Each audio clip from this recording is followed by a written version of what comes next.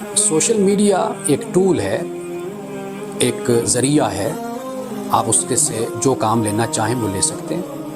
یعنی جیسے آپ کے پاس ٹی وی ہے، آپ کے پاس موبائل ہے، جیسے آپ کے گھر میں بہت سی چیزیں ہیں کہ جو آپ کے استعمال کی ہوتی ہیں، جیسے چھری ہے، چاقو ہے، آپ اس سے سیب کاٹتے ہیں، آپ اس سے پھل کاٹتے ہیں، سبزی کاٹتے ہیں، اور اسی سے کسی کو نقصان بھی پہنچایا جا سکتا ہے.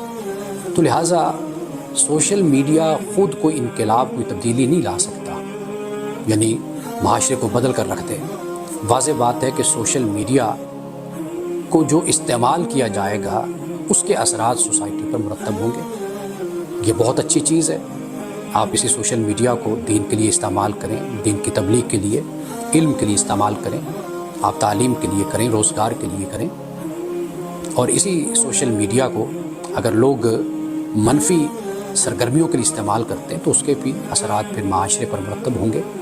تو لہٰذا معاشرہ اور سماج جیسا ہوتا ہے اور اس کی جس نہج تک تربیت ہو چکی ہوتی ہے تو وہ سوشل میڈیا کو پھر اسی طریقے سے اور اسی سوچ کے مطابق استعمال کرے.